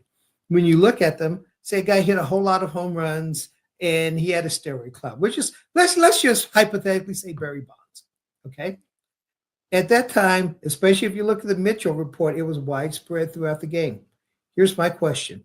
Has anyone ever taken each home run and said, did this come off of a non-steroid user? Did this come off of a steroid user? There are steroid users at all positions, pitchers, position players, or whatever. Until you do that and say, well, we think he cheated on these home runs, it was the game. It was this museum honors the game in its eras. It shows who the best players were under the rules that were played. There was a brief period early in the game where ground rule doubles, what we call them now, were home runs. So that's my feeling on the steroids era. Thomas Harding of MLB.com joining us here on Main Street Sports today, presented by the Tennessee Orthopedic Alliance of Columbia. Thomas, you talked about teams and sabermetrics groups and that kind of thing kind of getting on folks as bandwagons later in their Hall of Fame candidacy. Sometimes teammates get on your bandwagon as well, as in Chipper Jones, who tweeted, I want to ask all HOF voters one question. If Andrew Jones plays for the New York Yankees for 15 years with 10 gold gloves, 400 home runs, 1,300 RBIs, is he an HOFer? Let me answer for you. First ballot. Time to have a conversation about HOFers chiming in. 75 living members can make sure it's right. Now, his support for Andrew aside, why don't living Hall of Famers have a vote? You know, you see this with the Heisman process where Heisman Trophy winners have a vote on going forward the Heisman Trophy. I mean, it kind of makes sense to me. Who knows better than somebody who's in the Hall what it takes to be in the Hall? You know, there's an argument for that. Now, I will put this, Dave Parker finally got in this year. When I was covering a lot of the minors and some of the majors, when people talked about Dave Parker, I'm talking about the contemporaries in the game, they said, this guy's a future Hall of Famer. He didn't get in with the writers voting. He got in on one of those era committees that did allow former players in. I think that the way that the Hall of Fame is set up, and frankly, the way the Baseball Writers Association, if you look at what I've been describing, it's a very powerful organization. I personally believe that the organization should be powerful because the access of reporters is always something that they have to fight for. But this is part of maintaining power, like the broadcasters. Vin Scully never had a vote for the Hall of Fame, but it is under the Hall of Fame's rules, the BBWAA that vote for the Hall in this particular phase. They do have other phases that they allow former players in. I just don't know. You would almost have to obliterate all the rules that have existed forever for the Hall of Fame and come up with a new voting procedure. So while there is an argument for it, I understand why it is the way it is. Makes sense. You and I chatted a couple of days ago as we were setting up your appearance today. Again, you've got a vote in the 26 process. And as Wade and I said when we were talking about this yesterday, the 26 first-timers aren't particularly an inspiring group. Right. Yeah, I am not sure exactly, from the newcomers, here's the thing that's going to happen. And I feel like maybe this is where the guys that you necessarily don't want at your parties are going to come into it.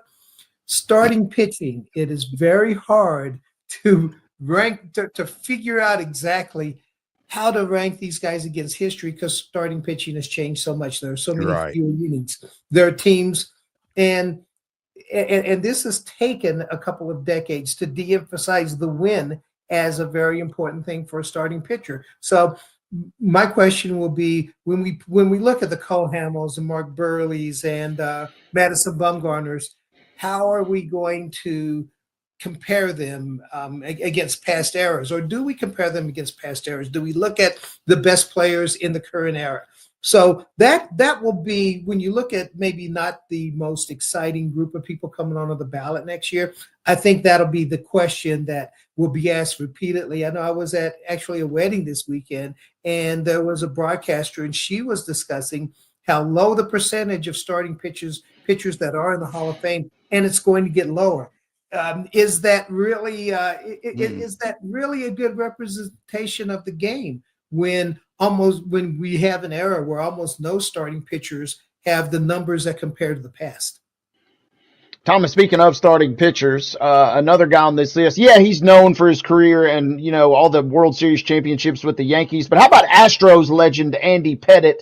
I'm reading some comparisons that say that he maybe is trending kind of toward like a Larry Walker, where He might be cutting it real close, but there might be a groundswell to get him in maybe in his final year or two on the ballot. He's still got a few remaining. Yeah, I would agree with that. And we go back to the Chipper Jones question. He pitched a whole lot for the New York Yankees.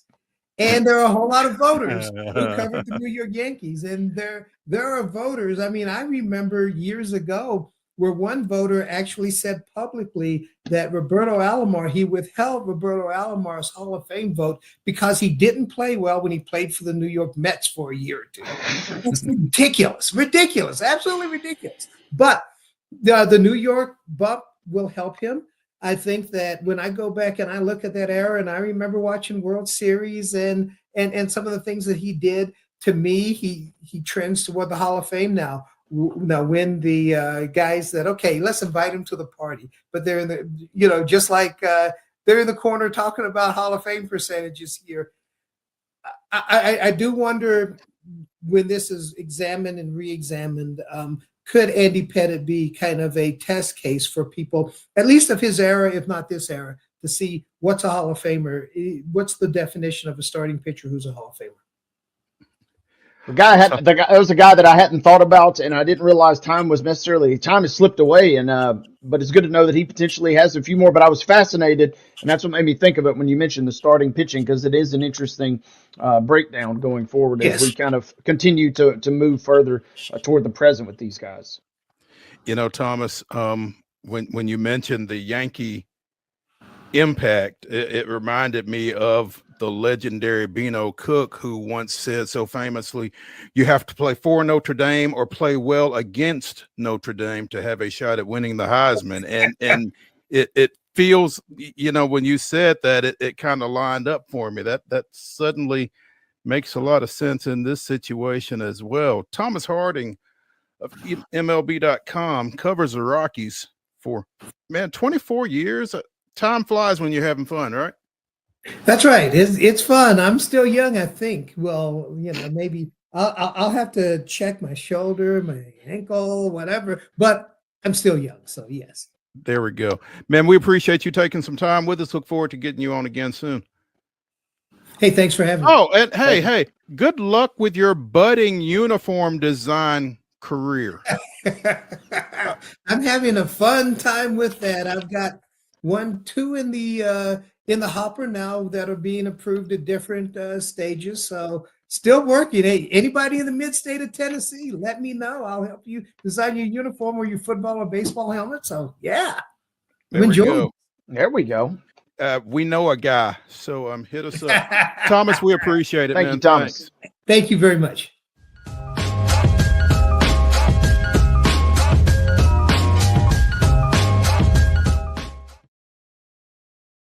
Hi, I'm Riley, a certified physician associate here at Premier Foot and Ankle Centers of Tennessee.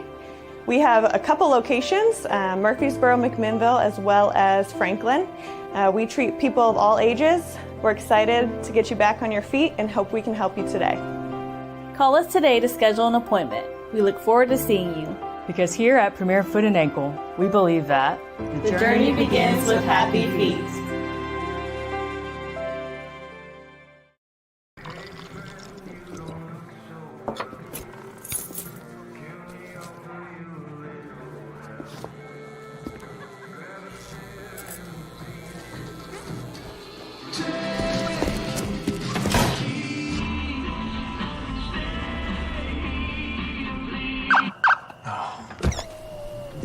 You're seeing the signs too, right? What signs? Whether you're an athlete or a weekend warrior, when it comes to your performance, don't settle for anything less than excellence. We're proud to announce that Mid-Tennessee Bone and Joint Clinic is now Tennessee Orthopedic Alliance of Columbia, where we are redefining sports medicine and orthopedics. Tennessee Orthopedic Alliance's team of expert sports medicine physicians understands the unique demands of your body. TOA Columbia specializes in personalized orthopedic care, offering state-of-the-art treatments for everything from sports injuries to joint replacements. Learn more at toacolumbia.com. Jones & Lang Sporting Goods here in Columbia has been outfitting teams, officials, and anybody else from T-ball to college for 50 plus years. Be sure and check them out at 931-388-8060 or online at jonesandlang.com. Jones & Lang Sporting Goods, the look of a winner. Zion Christian Academy, zioneagles.org or 931-388-5731. You can schedule your appointment. Go tour their campus. It is beautiful over there, and you're definitely going to want to see it. Again, it's zioneagles.org. Give them a call, 931-388-5731, and schedule your tour today. Piggly Wiggly, located in Neely's Mill Shopping Center, is Columbia's locally owned and operated cost plus 10 grocery store dedicated to serving the community with low prices and smiling faces. Piggly Wiggly offers fresh, hand-cut meats daily as well as daily hot plate lunches from their deli counter. You're certain to see smiling faces and a helping hand when you're here at Piggly Wiggly. Come by and check out our fresh produce, high-quality meats, and more. Down home, down the street, we'll see you at the Pig.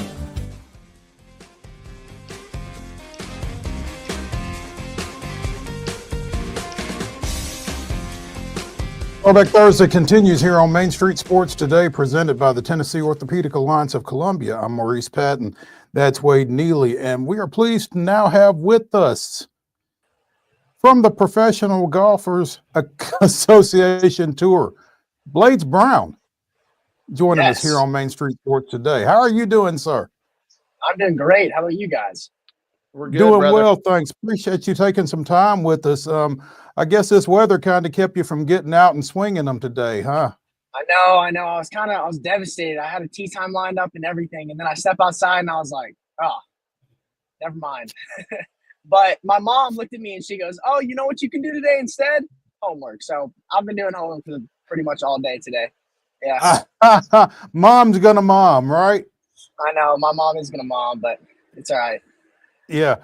Now, take us through this. So you withdrew from physical school at Brentwood Academy after winning state golfing championships as an 8th grader, a freshman, and a sophomore. So you're kind of doing the homeschool thing now, I guess?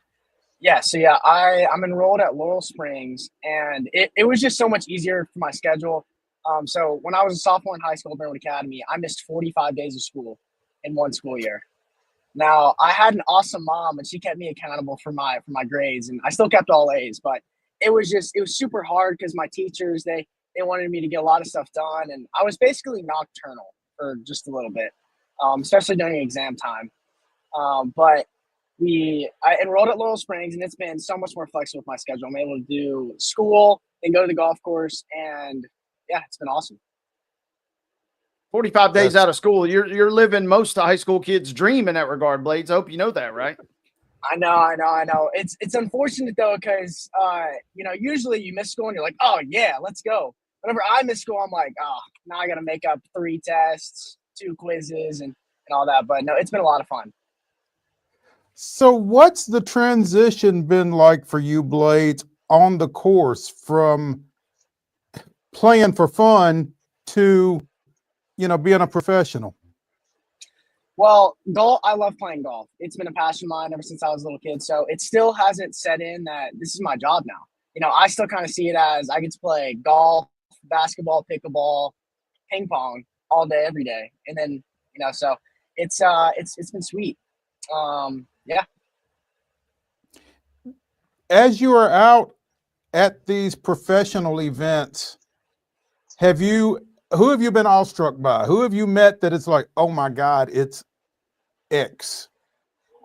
Man, that's a great question. I'd say the most significant person that has come up to me was Justin Thomas, just because he's very decorated on the PGA Tour. And I remember I was putting, I was minding my own business, doing my own thing, on the putting green, and all of a sudden this guy comes and taps me on the shoulder, and I'm like, "What's up, JT?" And he was like, "What up, man?" And that to me meant so much, just because a person of his caliber, me, like I didn't come to him. He came up to me and just offered me words of encouragement. That to him, it takes such little effort, but to me, it's awesome. And what that says is they know who you are. Yeah. I mean, what's the significance of that? That they know who you are, they know what you've done, your name's been mentioned with Bobby Jones and different things like that, and you're just coming out. That's got to be pretty pretty awe-inspiring for you. Yeah, I mean, it's been so special. I mean, I have some awesome people surrounding me, whether it's my mom, my dad, or my family, or my team. You know, they've been such influential people in my life. Then also my sport reps, Callaway. I mean, I think their clubs are the best in the world. Like, I wouldn't play if they weren't good. So, plus I play blades as well. I think that if I didn't play blades, it'd almost be a sin. So, yeah. Yeah, that's a smart move on your part, recognizing that that would not necessarily be good karma, I think, if you went another direction. Yeah. So props with the blades. Yeah. I do want to ask you, Blades. I watched a video last night of you playing with Grant Horvat, who's a YouTube phenom, and I don't want to toot your own horn. I guess you could do it, but you absolutely smoked this guy. He's got over 1 million followers across all social media, and you absolutely dominated this guy. What was it like playing and kind of being in that space with a fun personality like that? Well, first of all, Grant's awesome. He made it so easy for me to just go out and play golf with him. Some great conversations. He's a very authentic guy, which I really appreciate. But I mean, he came out, he sent me a DM. He was like, "Hey man, you want to get out after it sometime?" I said, "Heck yeah, I want to get after it sometime." And then Grant came in, and then, yeah, he didn't give me any strokes, which I think he probably should have. But it was so much fun. We made a lot of birdies, and yeah, we had a day. Think you went 6 under. Think he went 1 over. So yeah, I'd say you got him pretty good over the course of that. One other thing I noticed in that video, he talked about your swing, and man, he was drooling kind of the fact that you kind of almost have that single plane swing down pat. I'm curious, how do you work on your swing? How much of it is natural, and how much are you kind of constantly tinkering with things? So I mean, I try to make golf as simple as possible. If you think golf not with simplicity, it can definitely get in your head, right? Like, you got to think about, hitting the right amount of club. You got to think about so many external factors. So just simplifying golf has really helped me play and be as successful. And I mean, yeah, so my coach and I, we've been working on, because, golf's a sport, right? So you got to be an athlete in order to play. And so my coach and I were working on the reaction part. So like, whenever you play basketball, you're not thinking about your wrist angle. You're not thinking about how hard you're supposed to shoot it. You just react, right? Same thing with golf. So I kind of look at the target, whether I have a pitching wedge from 100 yards or 150 yards. I should be able to react and get the ball there. So that's what my coach and I are working on a lot. You mentioned during your play at the Amex that you relate a lot of golf to basketball, and it makes sense with your mom having the background that she does and that kind of thing. But take us through your basketball and how that has impacted your golf. I mean, I think that there are so many opposite parallels with basketball and golf. Whether it's conditioning, like, you don't necessarily have to be in awesome shape to play golf, but that's right. My mom and I, we still play basketball. It's my mom. I'm not going to say her.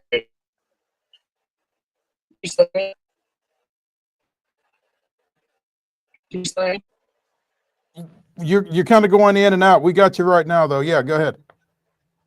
Yeah, right now. Well, I'm not going to say my mom's age, but she still plays basketball and she dominates. So I play with her a lot whenever she plays with these college guys, and it keeps me in shape. Kind of breaks up the monotony of just golf. And yeah, it's awesome. Walk us through your play at the Amex, Blade, because Blades, your first round, you were even par, and we were talking about it on the show, and Wade's like, he's going to have to go low to get to the weekend. So all you do is run off a 64 in round 2. I mean, what's the mindset coming out of that first round and going into Friday's play?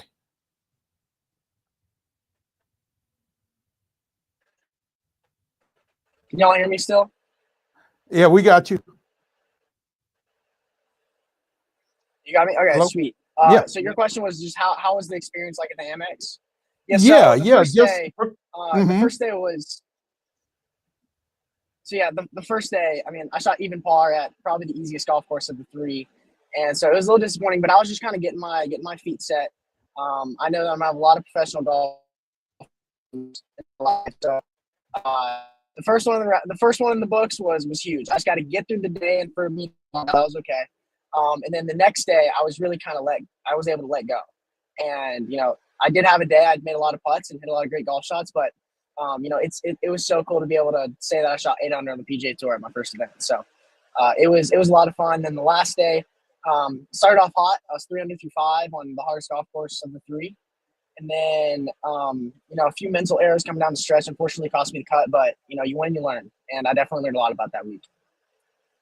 It was certainly fun to keep tabs on you over the course of that weekend, Blades. And obviously it'll be curious to see what your next moves are. I do want to ask you though, jumping right into the professional ranks like that, have you made any adjustments? I'm real curious, the night before a big tournament like that, your first endeavor, walk us through your night's sleep, I guess, and your routine. Do you change anything?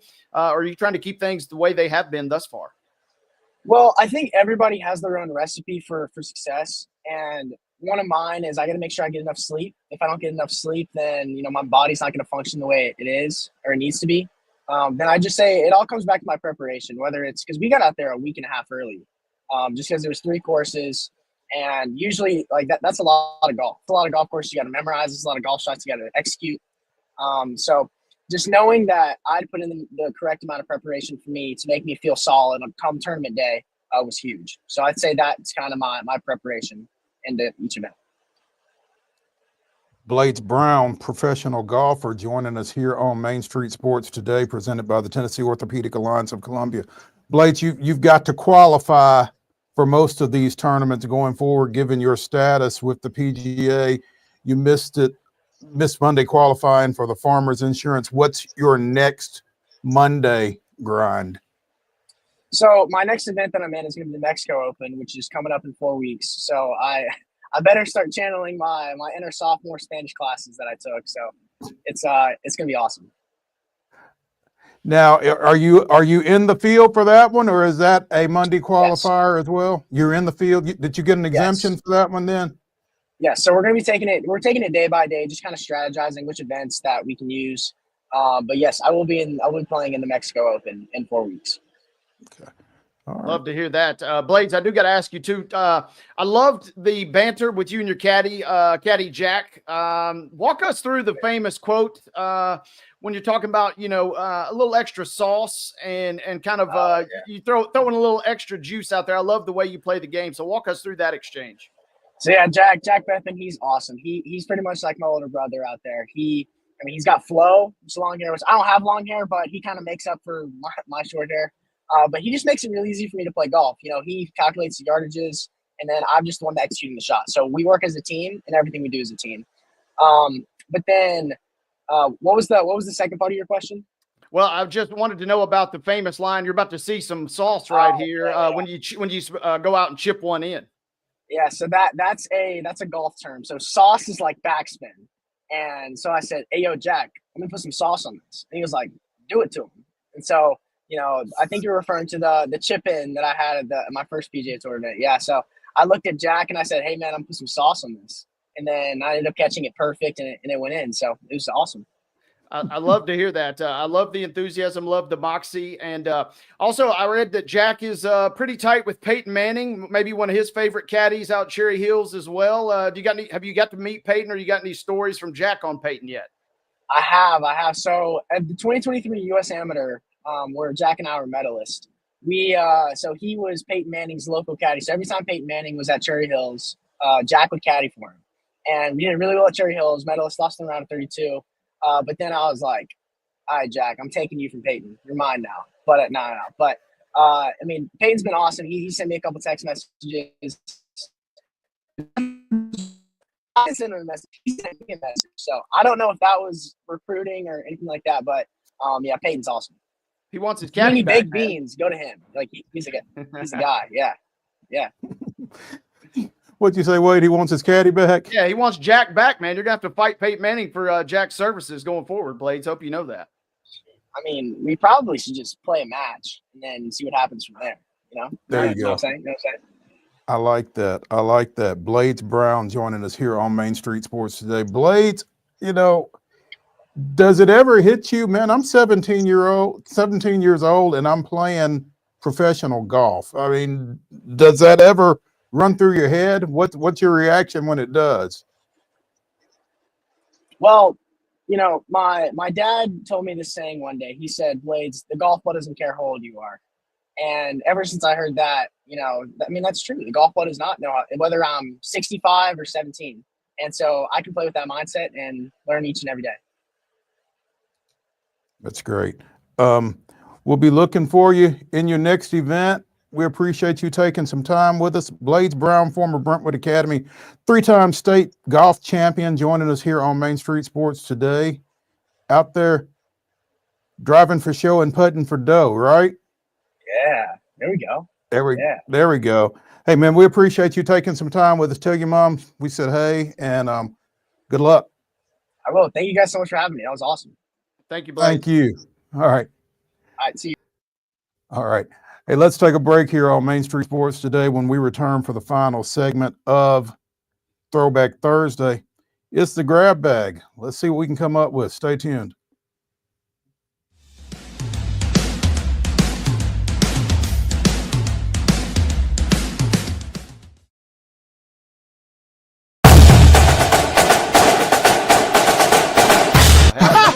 Hadn't forgot that.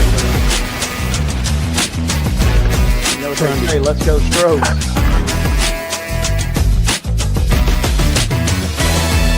People are amazed at the variety and quality of guests we bring into Main Street Sports today. But when you've been in this business for nearly 40 years and you never throw away a phone number, it's pretty easy.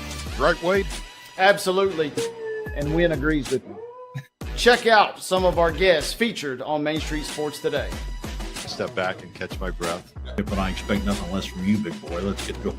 We make it work pretty good. So the fans are tremendous. It's fantastic. It was really amazing. They call it performance. Yeah. From preps to pros, you never know who's going to stop by, so be sure to listen to and watch Main Street Sports today from 2 to 4 p.m. daily on the MSM TV app.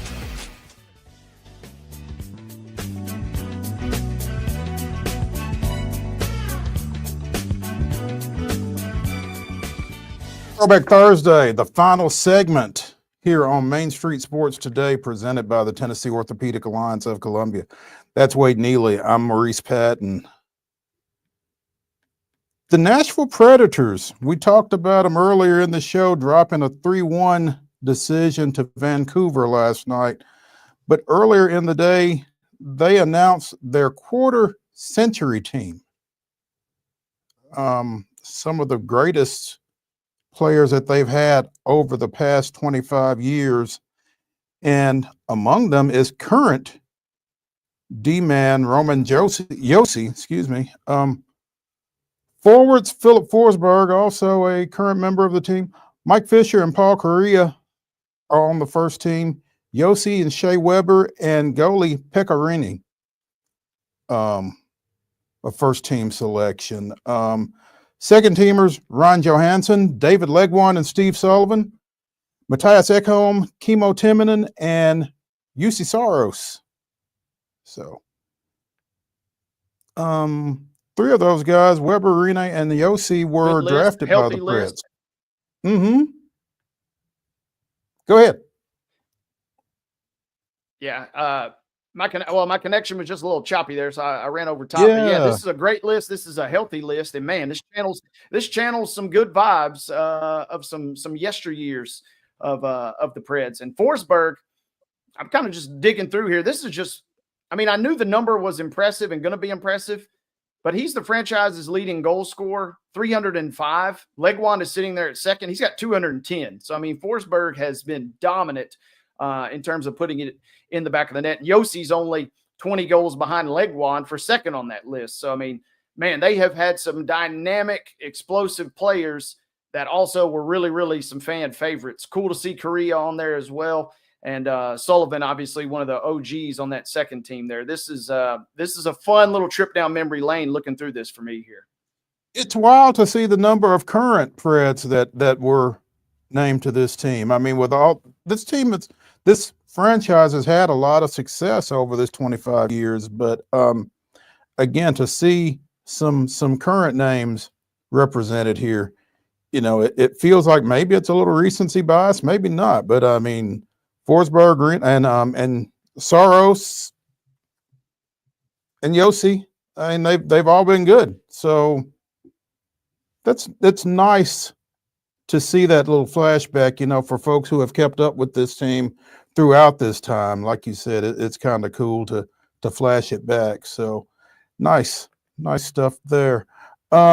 Speaking of ex-athletes, Derek Mason was the latest to get got by Brad Willis. He is the newest announced 2025 Tennessee Sports Hall of Fame class member. Apparently Brad snuck up on him during his radio show and surprised him with the news. So former Titans receiver Derek Mason will be going in this summer. Since we last discussed this, when we talked about ex-UT standout Deion Grant being named, also a couple of Memphis guys, Stephen Gostkowski, the former kicker at the University of Memphis, or maybe Memphis State, Larry Keenan, who played basketball at Memphis State, also Priscilla Gary Sweeney, Ronnie Robinson, Philip Clark, both of those going in posthumously, and Doug Matthews have been named as 2025 inductees. So Brad is up and at it. Yeah, he's in case you thought he might be resting on his laurels, he's hiding in bushes all across the state of Tennessee and sometimes even out of state to surprise these guys. A really nice touch, a really cool moment, because you can kind of see in real time, raw emotion from these guys when they receive this honor. And it's really special to see the variety, right? Not just a sport here and a sport there. I mean, we're talking a wide range of sports of both male and female variety. And we're also talking about legends of the game at all levels, whether it's high school, college, or professional. So this is one of the great things that they do every year with that great organization. No doubt. Mason spent 8 of his 17 professional seasons with the Titans from 97 to 2004. First team All-Pro in 2000, 2-time Pro Bowl selection, and obviously was a member of that Super Bowl 34 team. So great to see him recognized, and he'll be honored again in July at that ceremony at the Omni Nashville. So looking forward to that. I'm not sure how much Jeff Simmons is looking forward to going to the Pro Bowl games, excuse me. But he has been named to that, I guess, as an alternate. His third such recognition in 4 years. He has taken the place of Nnamdi Madubuike, the defensive lineman from the Baltimore Ravens. So Simmons was also named to the Pro Bowl in 21 and 22. Like I said, with that setup being what it is now, I don't know. What do you think? Is that I guess it's still a big deal to be recognized, but to actually go, I don't know. Yeah, it feels a little hollow. It's good that the Titans get a little representation, obviously, more than anything. But, I mean, obviously doesn't have the cachet, which wasn't very much to begin with, if we're being honest, back in its OG days even. But cool little recognition. And I will say this. You give me Simmons on the dodgeball court, and I'm not liking my chances very much. So that will be a content factory in and of itself. So the fact that he's going to be out there chucking and knocking folks sideways will be pretty fun, I would imagine. To your point, he does break a drought for the Titans. I mean, they were going to be without a representative, which would have been the first time since 2014 that the Titans weren't represented in the Pro Bowl. So it's nice that Big Jeff was able to represent. 76 tackles this past season, second on the team. 42 quarterback pressures, 5 sacks, 11 tackles for loss, and 4 passes defended. A pair of forced fumbles and a pair of recoveries in 16 games. Nice season, and definitely a bright spot on a team that definitely needed bright spots. So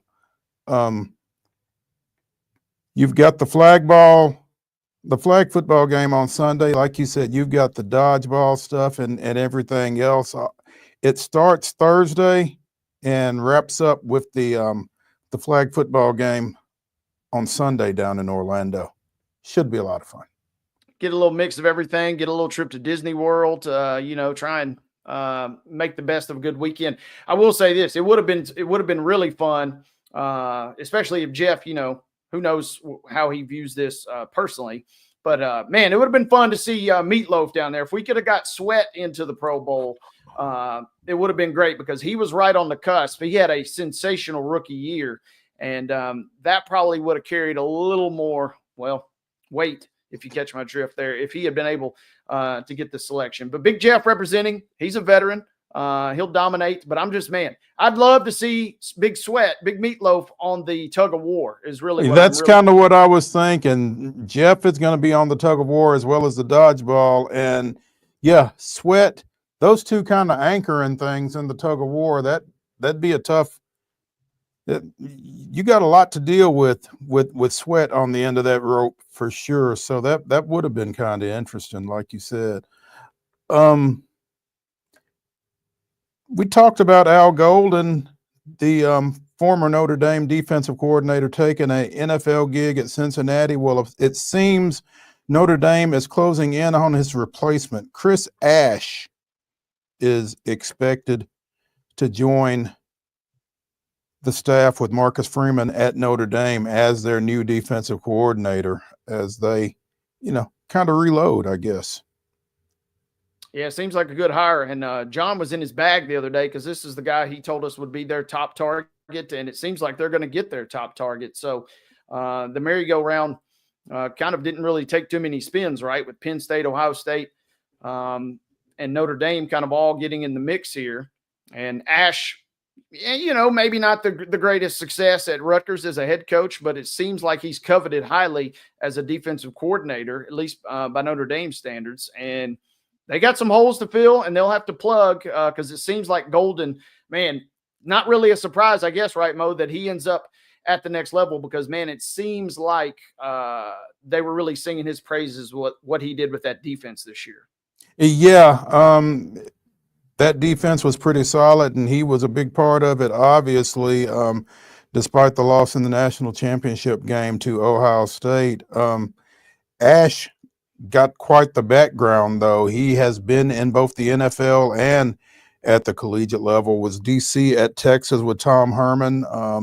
He's been with the Jaguars. He's also been defensive coordinator at Wisconsin and Arkansas, and has worked at Iowa State.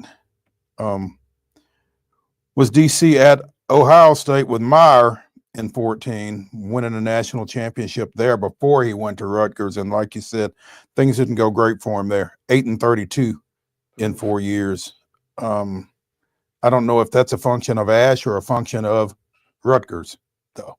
So I think it feels like a little bit of both. And, sometimes, it just doesn't work out at the head coaching ranks. But we see some of these guys come back and have tremendous careers, just not at that level. So seems like a good get for Notre Dame. We talked about it too. Their schedule is a little bit tougher this year, and they got some pieces to replace. So that'll be worth watching as they settle into the first year under him, it sounds like. Yeah. A few weeks ago, we mentioned Michael Jasper, the Bethel University football coach who took the gig down at Stetson in Florida. His replacement has been named, and he's been elevated from the defensive coordinator spot out at Bethel and McKenzie. It's Chris Springer will be the new Wildcats coach. He's previously served as defensive coordinator, associate head coach, and recruiting coordinator for the Wildcats, all of that under Jasper. So they stayed on staff. And, a lot of times when you've got a staff that has had a lot of success, that will be the case. And so they have gone from Brent Dearman, who is now at North Alabama, to Michael Jasper, who is now at Stetson, to Chris Springer. And all of a sudden, it looks like Bethel is kind of a stepping stone to some degree. Yeah, they've done a great job, especially in the regular season. They've had some undefeated regular seasons, have not been able to bust through as deep in the postseason as you think they would have liked. But that staff and those staffs have done outstanding jobs. Hadn't been much of a fall off. So kind of, yeah, I'm with you. Keep it in-house. And I think there's something to be said, too, for especially at that level. That NAI level is such a unique blend, really across all sports, but especially in football. And kind of having somebody that knows that language, has some experience, I think that does carry a little extra weight, a little extra juice. It's a little different than JUCO. It's obviously a little different than D3 and D2 and certainly D1. And kind of finding that right personality that can go out. You got to recruit your tail off just to basically be competitive. And then to have the success that they have, you really got to do a great job. You got to turn over a lot of rocks to find those kids. And best of luck to Coach Springer and obviously the Wildcats. Yeah, I've got a good friend whose nephew went down there and played. And like you said, they've had a lot of success over the last few years. And hopefully Coach Springer can help continue along those lines. I do know that their former AD, Brad Chappell, he's still in the McKenzie area. And man, he's upset losing Coach Jasper. That's his guy. He said he was they got together in the mornings and would work out together, which is a hilarious visual because Coach Jasper's got him both in height and muscle, if you catch my drift there. So I know Coach Jasper is going to do some good things down at Stetson, but man, former AD Brad Chappell's probably a little upset to see his guy leave, especially his workout buddy. I will say this though, kudos to your guy for being willing to get in the weight room with Big Shadow Mike, as his Twitter handle was. Not a small individual, Coach Jasper.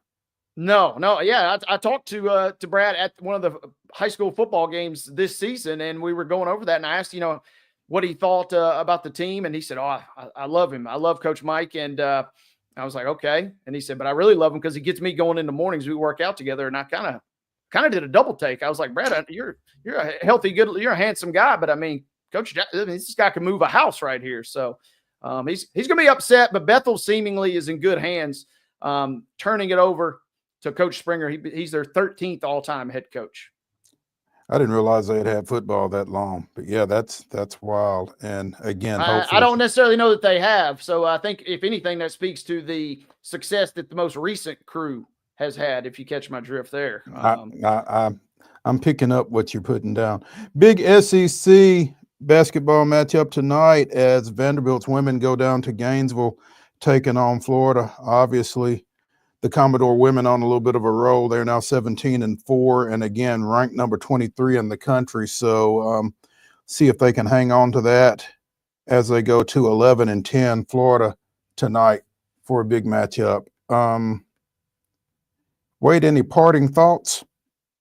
Well, in that game, I'm excited because Vanderbilt, both with the men and with the women, is okay. You've kind of got your signature win and wins, plural, just like football got, and you kind of got the recognition now. It's a little bit different game when you start having that ranking beside you and teams start gunning for you a little bit harder. Same old Vandy don't kind of apply anymore. And so I'll be curious about that game. I'm obviously curious about the men as they kind of get ready to resume play here shortly too. But Vanderbilt's favored by nearly 12 on the road tonight. Let's see if they can live up to the expectations. Big one at the Grindhouse, FedEx Arena tonight when Houston comes to town. Again, these two guys, these two teams kind of been going back and forth. They're in the Western Conference. Houston coming in at 32-14. The Grizzlies 31-11 and coming off that tough loss against the Knicks earlier this week. So hopefully they can get things back on track. Yeah, hopefully so. Houston has had Memphis's number this season, winning a couple of times already. So this is a game that should mean a little more. Does mean a little more. I'm glad they're playing at home. They laid an egg the other night. They can't afford to do that this evening. Absolutely. That's going to do it For Throwback Thursday here on Main Street Sports Today, presented by the Tennessee Orthopedic Alliance of Columbia. Join us tomorrow at 2 o'clock. We will be joined by Christopher Gabriel talking a little UT basketball and by Clay Bailey talking a little Grizzlies. So 2 o'clock tomorrow. We'll see you then.